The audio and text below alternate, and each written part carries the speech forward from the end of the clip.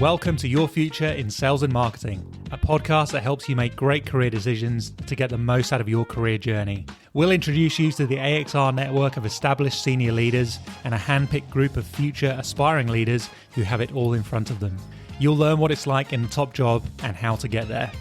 Your hosts from AXR's specialist sales and marketing recruitment team will also land bonus episodes for you on how to work with recruiters, write a resume, and smash an interview, as well as our very popular market updates. It's the podcast that has it all. You can't get this career advice anywhere else.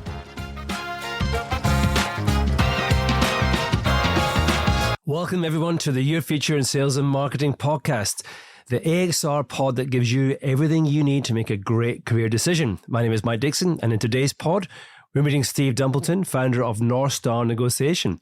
We're going to take a look at the role negotiating plays in career decision-making. Welcome, Steve. Hi, Mike. Looking forward to this. Me too.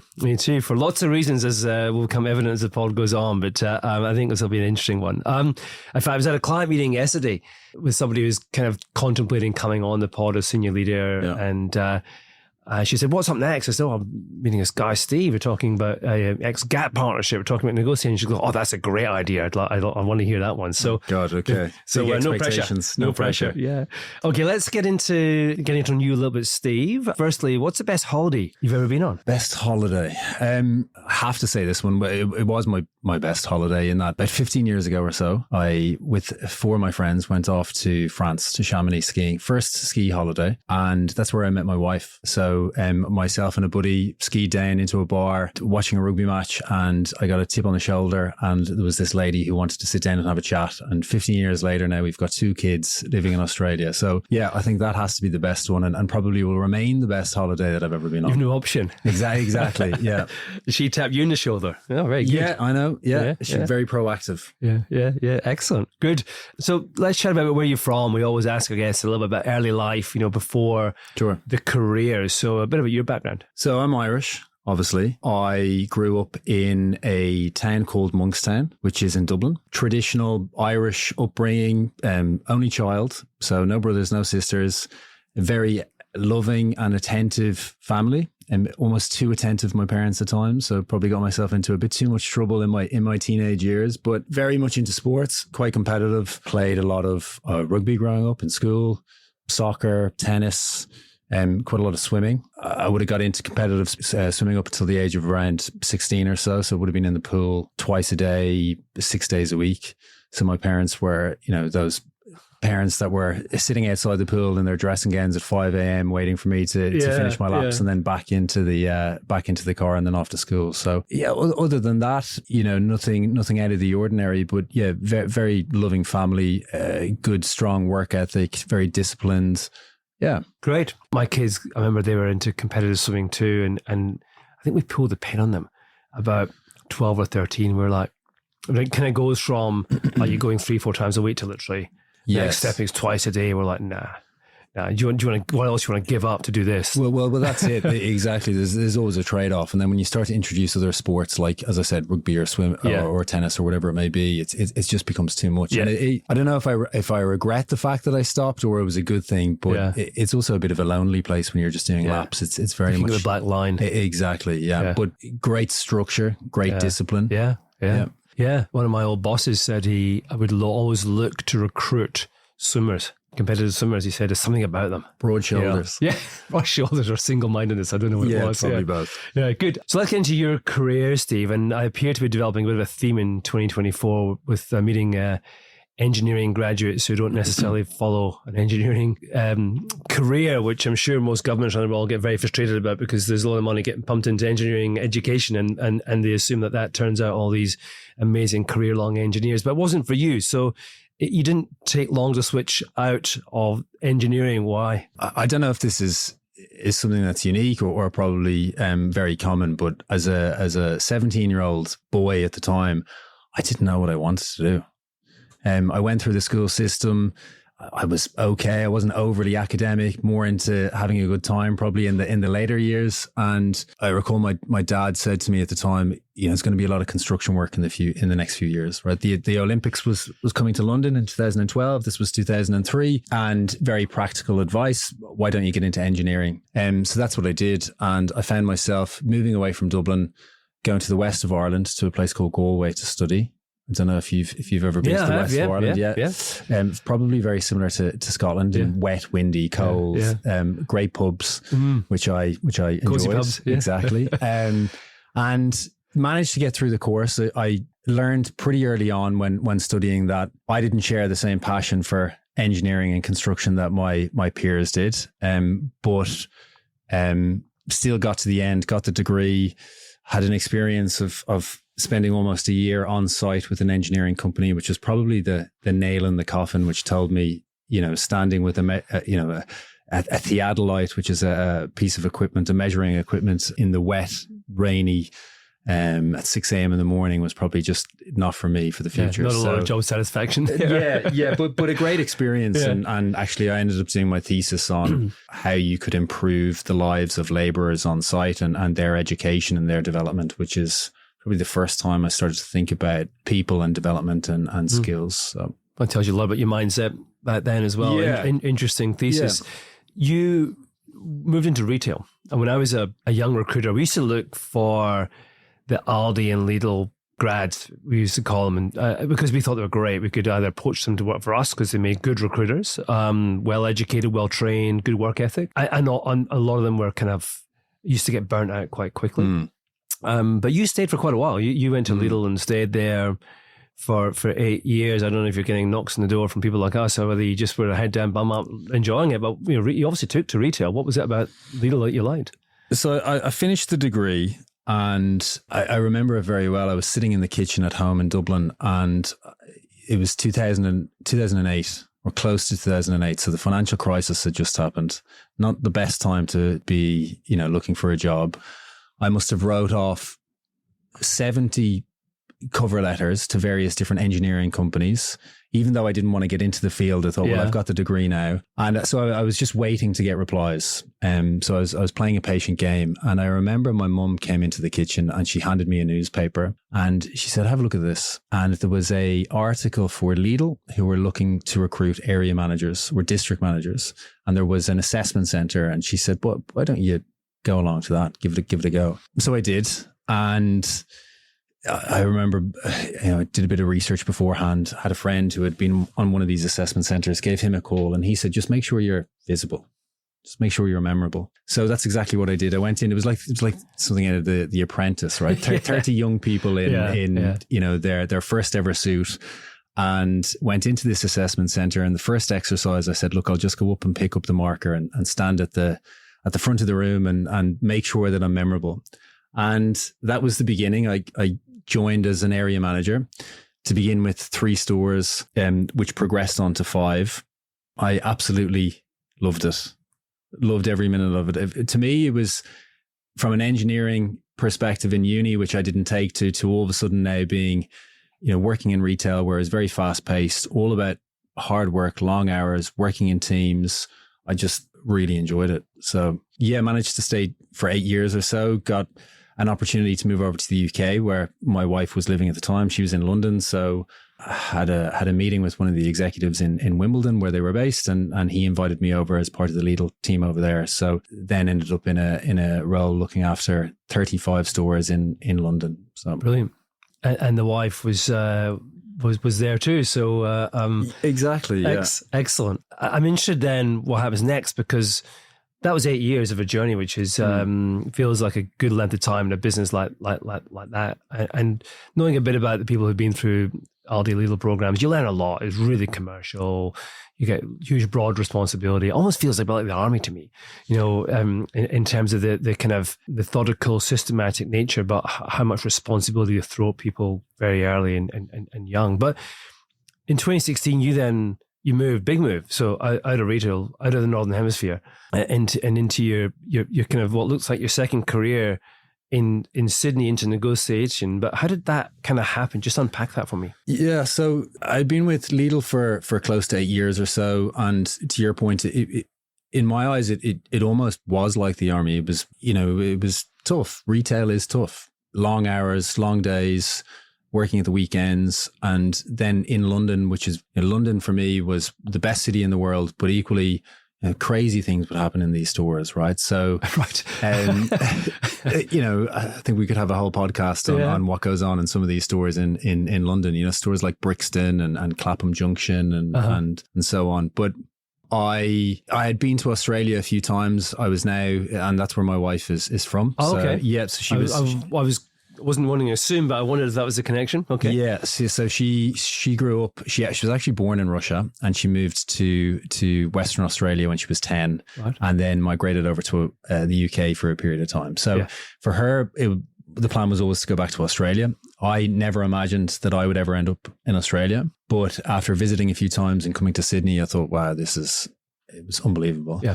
So I had got myself a visa. I was working in Lidl, but thinking, okay, what's next? How do I get to Australia? Lidl at the time, they're not actually in Australia. I don't know if you're familiar with Kaufland. Yeah. Kaufland were planning. That's part of the Lidl group. And then I think it's just a timing aligning. I got a LinkedIn message from a lady who worked at the Gap Partnership asking me if I'd ever considered career in negotiation, which I hadn't. It's not something that you think about early doors. Yeah.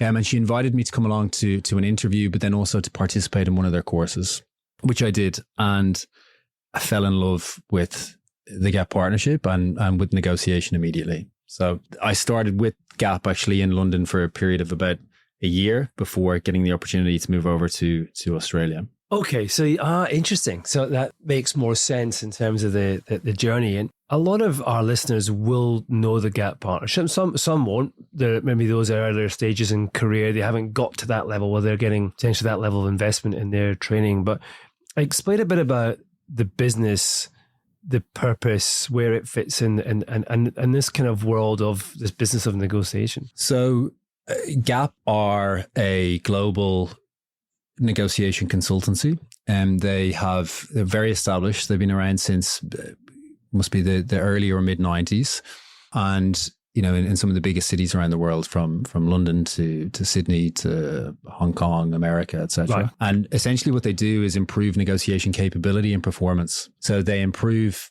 the capability of an individual within an organization through training programs that they run, or they'll support with some of their clients on specific negotiation initiatives, right? A project, perhaps, a high stake negotiation. And a lot of their clients will come from industries such as FMCG, retail, and then further afield, pharmaceutical, engineering. So negotiation as a competency is, I suppose, cross industry, right? Whether you're in the financial services or retail or sports, you're always negotiating. So, and they've had huge success over the years. They continue to have success. And I took so much from the time that I spent there. I learned a huge amount. Great introduction into negotiation, very, very intensive at the beginning. They've got an academy where they coach you up for the period of time and then they let you loose. Great. And you did 6 years there, kind of getting to associate partner level. Does that at that level mean you're running a vertical, or you're in terms of a sector or a group of clients, or what does that kind of mean as a role? Yeah, I look, it was, I had a title that was head of specialist sector towards the end. Okay. It's a small business unit here in Australia, but I don't know what the exact number is, but probably 5 or 6 people within the business. So we were all quite close. You had to do a bit of everything, but we did have distinct areas that we were responsible for.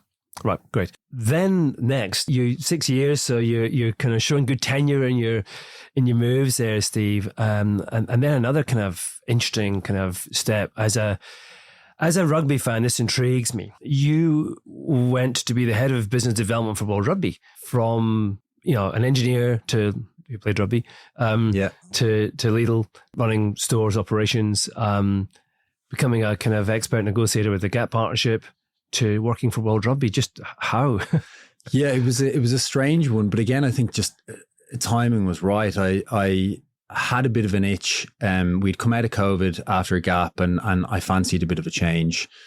I had a desire to set up my own business at some point in the near future, and in order to do that, I needed time away from Gap. I was approached by World Rugby to come over and join their commercial team. They had a new model that they were going to roll out around how they would start to take things in-house, and they wanted some expertise from various different industries to come in and support that. So I jumped at the chance. As I said, I'm a huge rugby fan, and their head office was based in Dublin too. So it was an opportunity to get back and see my parents. Yeah, great. And I've done a bit of work over the years recruiting in sport. It is quite different. I often find the perception, the reality can be kind of markedly different. But, what was it like for you looking under the hood? Yeah, I suppose they say, never meet your heroes. I think it's almost, look, it was exciting. There's a lot to it. It's an interesting area, the sport arena. Rugby as a sport is in difficult times at the moment, but it was a great opportunity. It was short-lived. I was there for a year. I think they've got huge ambitions. I don't feel that the timing was right for the role that I was in, but took a lot from the experience. Yeah. Who did you meet? Oh, I meant players. Yeah. People that I know. I'm the fan here. Yeah. So I was probably too much of a fanboy to work in rugby actually, because I met Brian O'Driscoll. Yeah. Who'd be a big fan. I'd be a big fan of Brian Habana. Yeah. Oh, lots of different rugby players. Yeah. Those are other names other than Brian as well. Yeah, exactly. But, they're two world stars immediately. Brilliant. Okay, good. You said earlier that, however, there was this kind of, I want to start my own business. This almost proved a super interesting stopgap to kind of create the time for you to do that, presumably, because you then obviously when you're starting a business in the industry, you have to serve time out, restraint clauses and all the rest of it, and a way to do that. But you set up NorthStar, which we're going to talk about today. Why did you want to do your own thing? I grew up with a father who had his own business, and my mum who worked in a leadership position in Bank of Ireland, and they had very different experiences as part of their careers. Mum was at the bank for 35 years plus, worked every single day, very dedicated, early mornings, late nights. And at the weekend, she would be exhausted. She'd be tired. She retired and she didn't know what to do with herself. Right. She actually went back to work a few years later, back into the bank, because she just didn't have any other extra activities. Whereas my dad, who had worked for himself, I felt he had a very strong work ethic too, but he just had a very different perspective on work. He very much lived by the mantra, you work to live, you don't live to work. That's probably not the best advice that I should be giving on a career podcast, but I guess I don't know. Yeah, and it's something that I always struggle with myself around, it's a balance of both. I think if you find your purpose and, it doesn't become work, right? Which is something that I found over the last year. But to go back to your question, I just had an itch to do something on my own. I'd taken a lot from his experience in work, and I thought, you know what? I've worked with some great leaders over the years. I'd like to just go out on my own now and see what happens. Yeah, I guess also obsessed with the topic of negotiation. Great. I think it's a bad topic to, not negotiation, but just this whole concept of work to live, live to work.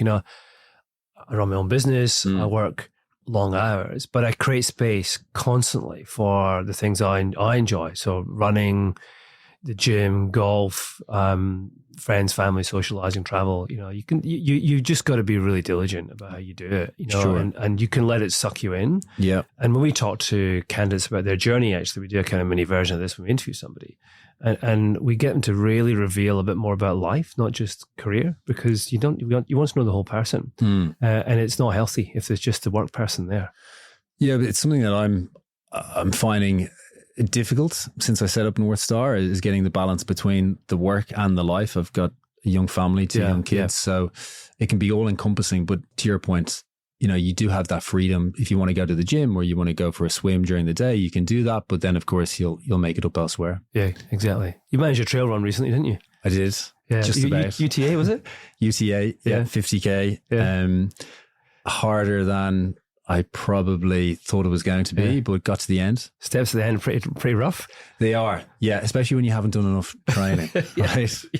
Well, I'm doing it next year, so I'm going to pick your brains on. Oh, definitely. I actually found marathon running is a little bit trickier than the trail running. Yeah, I love trail marathons. I find get a bit boring, and also sore, just repetitive.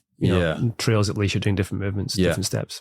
little bit more to it. Yeah, exactly. Good. Anyway, give us the elevator pitch then, NorthStar Negotiation. So, somewhat similar to Gap in that I'm helping people's negotiation performance, their confidence, their capability, their results. As somebody who's incredibly obsessed and passionate about negotiation, I live, breathe it. I'm always listening to podcasts, reading about negotiation, studying negotiation. My aim, my objective with NorthStar is to work with clients in a way that they feel like they've got their own personal advisor. Over the years, working in the industry, I started to evolve as a negotiator myself and started to have my own values and beliefs around what a good negotiator should be. So I want to help people negotiate with integrity. I want to help people negotiate where they don't feel like they have to put on a jacket or become something or somebody different, and that they can just be authentic. So that's a really interesting perspective, because I think sometimes people, and we'll get on to the whole career negotiating part, it's almost as if they kind of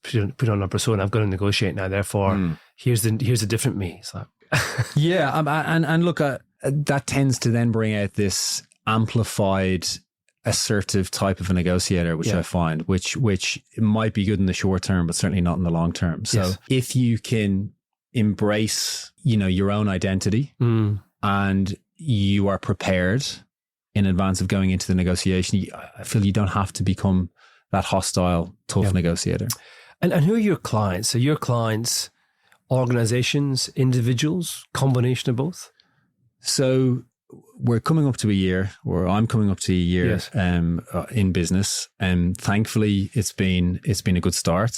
I've had the opportunity to work with some absolutely brilliant people from brilliant organizations, the likes of ASICS, Gallagher Bassett, Visa, Kellanova, which has been fantastic. So primarily organizations, but always open to working with individuals too. We run some open workshops every quarter, and sometimes you'll have some individuals who will just invest in themselves to come along. Okay, good.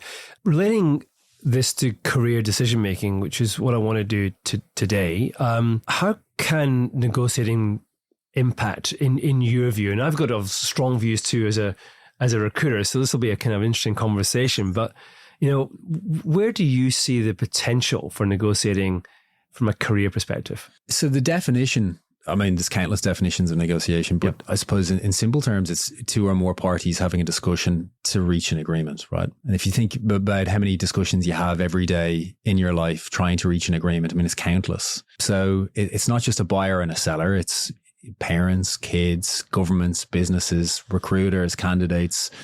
So it's not just this formal competitive process. It's discussions that you're having every single day, micro and macro discussions. Yeah. From a career perspective, you could look at internally, managing upwards, managing downwards, having discussions with colleagues and peers around resources. If you're a leader within a business, you're negotiating around KPIs, around complex projects, business partners. And then from a recruitment perspective, no doubt, packages, remuneration, the job scope, etc. So whether you think about it or not, you're negotiating every day. That's a very simple definition, but I like it. And if I think about our purpose as a business is to equip people to understand their journey, first of all, to open their eyes as to the pathways and range of destinations, but then be equipped to step into career conversations so they make really good decisions. But those career conversations are by definition negotiating, and it's not always an interview. It could be, I'm just profiling myself for, the next step in my business. And I want to put my agenda on the radar of the HR function or of my boss or somebody else who's a key stakeholder that I want to work for. So sometimes in career terms, you're the protagonist in terms of actually creating the negotiation, because if you don't and you wait for it to happen to you, then the world can go past you. I completely agree. I feel that often, the old saying, if you don't ask, you don't get. And the perception of conflict that tends to exist in some of these difficult conversations, when you want something and you think that the other party's not going to give it to you, it's framed in more of a competitive process. Yeah. And often people either don't approach it because they fear it and they're uncomfortable with it. And then they say nothing. And because they say nothing, they don't get what they want and they're unhappy.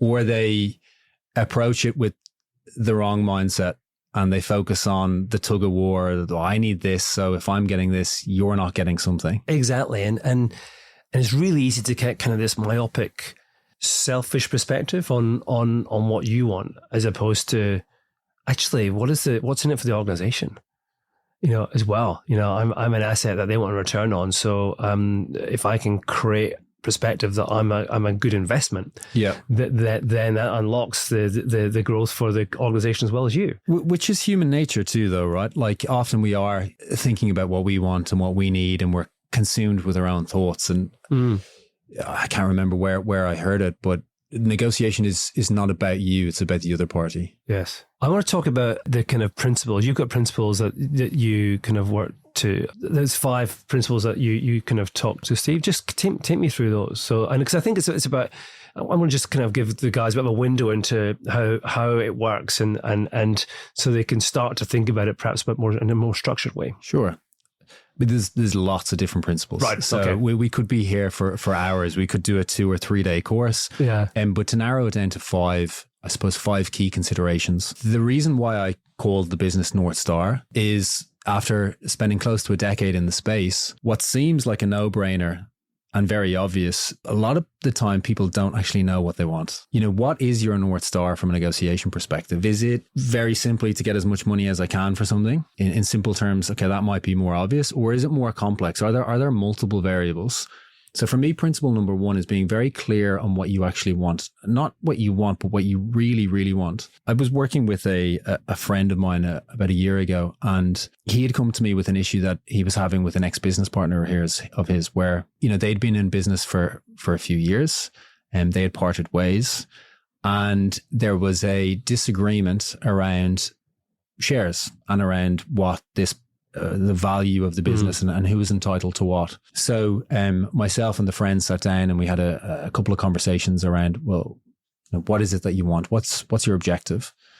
And the initial conversations were very much focused around money, right? He believed that he was worth X and that he deserved Y. But then upon further questions and a couple more conversations over coffee this time, he said, well, actually what he really wanted was freedom. It had gone on for quite a while. It was 2 years of his time. He was spending a lot of time thinking about this, and he had 2 young kids, and he just wanted it to be over. And once he was very clear on what his objective was, yes, it was still making sure he got paid, but time was just as, if not more important. And it turned out actually that time was just important to the other party as it was to him, which helped then everything that proceeded with the negotiation itself. So principle number 1 is being very clear on what your objective is. Okay. Principle number 2 would be, what we were just talking about there, and it's not about you, it's about them. And it is human nature to consider what you want. It is important to know what you want,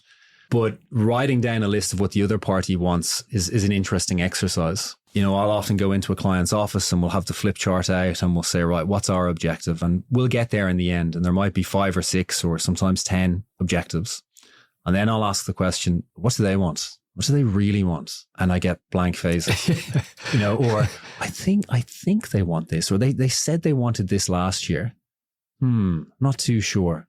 And then someone will say something else. The best negotiators are curious. I struggled with that question for quite a while. People will say, what makes a great negotiator? And I struggled with it because, you can be tough, you can be collaborative, you can be analytical. There's many different aspects and traits of being a great negotiator. But one quality or one trait that stands out more than others is curiosity. Like the best negotiators see every interaction with others as an opportunity to learn, to get more information. They're almost like detectives because they recognize that information allows them to reach an agreement, right? Two or more parties having a discussion to reach an agreement. You need them to say yes. So you need to know what they want. Great.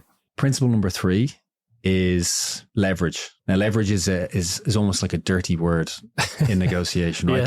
Do we have enough leverage to get what we want? I mean, in negotiation, you want them to say yes to what you want. So you got to be thinking about, well, what is the reason that they're going to say yes to me? I don't know how you feel, Mike, from a leverage perspective, when candidates are coming to negotiate with employers, like who has more power? Who has the advantage, do you think? It's a really good question. I'm really enjoying this, by the way. It's super practical. It depends on when in the process it is. Too often negotiations fail because they're very myopic on salary, and they're at the end of a recruitment process. And there's not a lot of, the leverage is kind of like a really odd thing, because at the end of a recruitment process, the last man standing or person standing is there because they want to be. And they're being chosen by the organization. So both people obviously want it to happen. And if you start to negotiate at that point, it's kind of weird. But that's often when people kind of suddenly think, oh, I better negotiate. Yeah. Now, good recruiters actually shouldn't let it get to that point. If you're working with a recruitment consultant, Sure. the recruiter should be bringing all the variables onto the table really early. And the negotiation happens really early in the process. When there's more leverage, the candidate is probably got more power, because they've got nothing to lose. They're not being offered a role yet. They're just kind of a potential candidate. So therefore they can push the envelope a bit more. And the organization potential is a bit more as well, because they've got options. Yeah. But you take away the options and you start trying to negotiate at the end. It's a weird thing. And recruiters really don't like it. And if it gets to the point that, say, the client suddenly decides to lowball the candidate from nowhere, you've agreed a number and they come in and they go, I'm going 10 grand under. You're like, where's this? What are you trying to do? I'm negotiating. Really? We had all these conversations before. And the candidate does the same. I want 10 grand more now. Why? I was speaking to my mate in the pub last night, and he reckons I should push it. Yeah. You know, they want me. Yeah. I'm like, oh. And then they lose the role, right? Yeah. And they're back in the job market. Yeah. And we all lose. So that's, I think, leverage is a funny thing in the recruitment process. Yeah. You've touched on a few key fundamentals there. Options being very important, like ensuring that you do have options.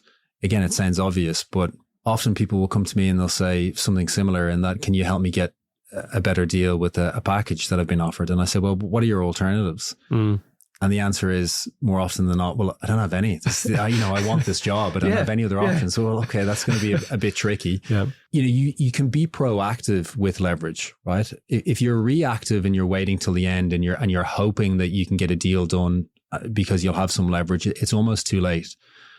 But being proactive means, well, if you're in a job and you're thinking about moving, use that time to go out and get a couple of options, get a couple of offers on the table. Then you're going to have more alternatives. You're going to have a lot more power in the actual negotiation itself. Timing is key too. So often people, time can work for you or it can work against you.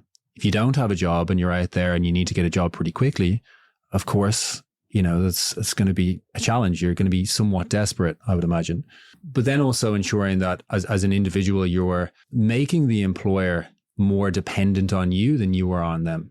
By making yourself more valuable in that, improving your skill set, studying more languages, being more technically proficient in some area, you all of a sudden now become more valuable. They become more reliant on you in the actual market itself. So the third principle is leverage.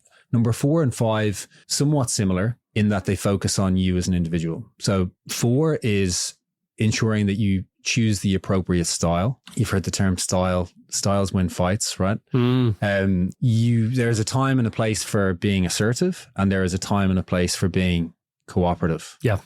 And if you have chosen the wrong style at the wrong time, you can really damage the negotiation. And then finally, number 5 is just on emotion. So negotiation is an emotional process, as you would imagine. I would imagine you've experienced yourself when people are looking for a job, very excited, very anxious perhaps about the job, going into a new role. Fear, excitement, anger, these are all common emotions associated with negotiation. And if you aren't able to control that fight or flight response, it'll start to dictate the way in which you behave and your thinking. And things can become quite clouded. You've got a job offer on the table. You're scared that it's going to be removed, and all of a sudden you don't ask the questions that you should. You don't talk about the scope. You don't talk about progression opportunities. You don't talk about all the important aspects of that job for you, because you feel that if you don't say yes, it might disappear. Yeah. Well, and that's what happens, Steve. So good recruiters with experience who have either the hiring company or the candidate suddenly negotiating poorly at the end will just threaten to tear the whole thing up. And it very often brings the parties back to the table quickly because it's the wrong time. The leverage isn't there. So timing is everything, but also the emotion. Often dictates this last minute. I better do. I'm so heightened in emotion to make this happen, and you kind of you risk derailing it by poorly trying to negotiate at the end. And I think if you go back to principle number one, what is your objective? You'll often find, I would imagine, that it's not just about the price, is it? It's not just about the money. It's actually about a lot more. And it's about getting employed with this employer. Like the reason that you want this job is so much more to the negotiation than focusing on 10 grand or 20 grand or whatever it may be. Which exactly. And if you're not, again, good recruiters will refocus you away from the number in the moment and make sure that actually there's good agreement up front as to what the number needs to be. You get to that number. So as long as it's broadly right, then if it's wrong, then there's an issue. But if it's in the right space, then actually in terms of all of career earnings, 10 grand doesn't mean a lot. It really doesn't. If you're going to cut off your potential to create longevity and several other roles in that organization, join a great new journey, you got to take a step back and look at it more holistically. How do you manage candidates' emotions throughout that process? A lot of it's just bringing them back to the conversations you had at the beginning of the process, which is goal setting, and the career journey, and taking them away from the emotion of the moment and talk about what we're trying to achieve for the career, not just this move, but the career. And then when you look at it, you widen the perspective to a longer term. Then the emotion starts to settle. And you get this rational thinking of and a different emotion, which is this is a new journey for me. It's not just a new job.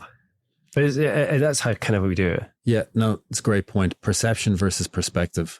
It's easy to get pulled into the emotional, irrational aspect of the deal, but taking a step back and seeing things from a different perspective is very valuable.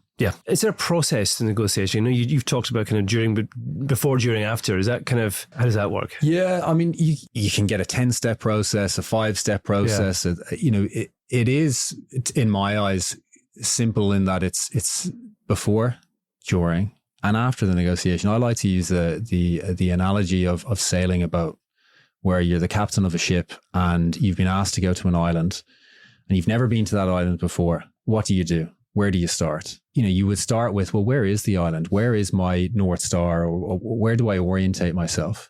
And then based upon that, so what my goal is, then you would work backwards and you would think, well, how much time am I going to spend in getting the right people, the right complementary skill set, getting the right vessel, the right tools, all the pre-work, the prep. How do I make sure that I've got the right food for the voyage? And then you'd have to go when there's wind. Like, what's your leverage to get there, right? If you just jump in the boat and say, let's see what happens, well, you're going to be zigzagging and you might have to turn around. So you got to do the preparation beforehand and then got to be ready for the actual execution, and then learn at the end from the valuable insights that you've got and taken from the journey. Love it. Good analogy. Okay, remember that, guys. Moving towards the end of the pod, Steve, we touched on earlier the development of negotiating skills, but often it's your clients are businesses generally, sometimes people, but if an individual is listening to this thinking, this is interesting, I want to get better at this stuff, this is important to me, should they be talking to their business to say, look, I want to get on a course, I want to learn? How do they go about it? So there are so many ways that you can educate yourself and improve. You can go on a course if you have the opportunity. You can invest in yourself, or you can get the business to. More businesses now outside of traditional retail and FMCG are recognizing negotiation as this core competency, right? So, and more departments too. So it's not just buyers and sellers. I'm seeing HR professionals, supply chain, IT departments come on negotiation courses. But outside of a course, YouTube, plenty of free courses. Harvard have a free course. There's plenty of free courses that you can get online, and then opportunities just to practice every single day. As I said, like low stake negotiations just with your partner perhaps, or your kids. What's it like living with you? Well, the last thing I want to do when I come back after a course is start to negotiate. But how old are your kids? I've got a 2-year-old and a 4-year-old. Right. So are you starting to negotiate? Oh, absolutely. Yeah. I'm learning how much nature impacts your negotiation skills. So yeah, I'd say I would, my wife is a very good negotiator. So I sometimes just pass the baton. Yeah. Over to you. Exactly. Yeah. Excellent. Finishing on your career and a bit of advice. So firstly, what's the best piece of career advice you've ever been given? So what I spoke about earlier, and that my dad told me to work to live, don't live to work. Yeah. That would be something that I'm working hard to focus on at the moment. I'm finding it a challenge, but try and keep that mantra. Yeah, good. Yeah. And if you were to, speak to one of our listeners and say, hey, look, there's 3 things I'd love you to kind of think about from a career point of view. Given your experience, you've met a lot of people in different industries. What would you say? Don't shy away from difficult conversations. Like, conflict can be destructive, but it can be equally constructive. So reframe the way in which you approach difficult conversations and conflict. That would be 1. 2 would be make yourself more valuable. From a recruitment perspective, make them more dependent on you. Go out, improve your relationships, build your network, add skills to your repertoire, make yourself more valuable. And number 3 would be proactive in building relationships. One of my, I suppose, biggest mistakes or regrets is that I wasn't proactive enough throughout my career in building more relationships internally within businesses. Now I realize how important those relationships are. Good advice. Last question, Steve. What does the future look like for NorthStar? Yeah, great question. Who knows? We're coming up to a year old very shortly. My objective is to just keep moving forward. It's got some exciting projects that I'm working on, working with some absolutely fantastic clients. So keep delivering for them, and yeah, time will tell. Great conversation. Lots to take away from this. I really enjoyed getting into something a little bit different. I think there's so much that our listeners can take from this in terms of the whole career piece, which is what we stand for. So thank you so much. My pleasure. Thanks, Mike. Guys, if you're new to the pod and this is the first time you jumped on or haven't connected with me or the AXR team, don't wait until you think you need to move jobs. Our business purpose is to equip you with what you need to understand your journey, to have awesome career conversations and to make great career decisions at the right time. Today's pod will help you with that. Once again, thanks, Steve. Thank you. And from me, Mike Dickson, and the team at AXR Recruitment and Search, we'll be back soon with another pod to help your future in sales and marketing. We hope you enjoyed today's podcast from AXR Recruitment and Search. We're passionate about helping you get the most out of your sales and marketing career. Keep listening as we bring you more career insights and advice from Australia's inspiring sales and marketing leaders. See you next time on Your Future in Sales and Marketing.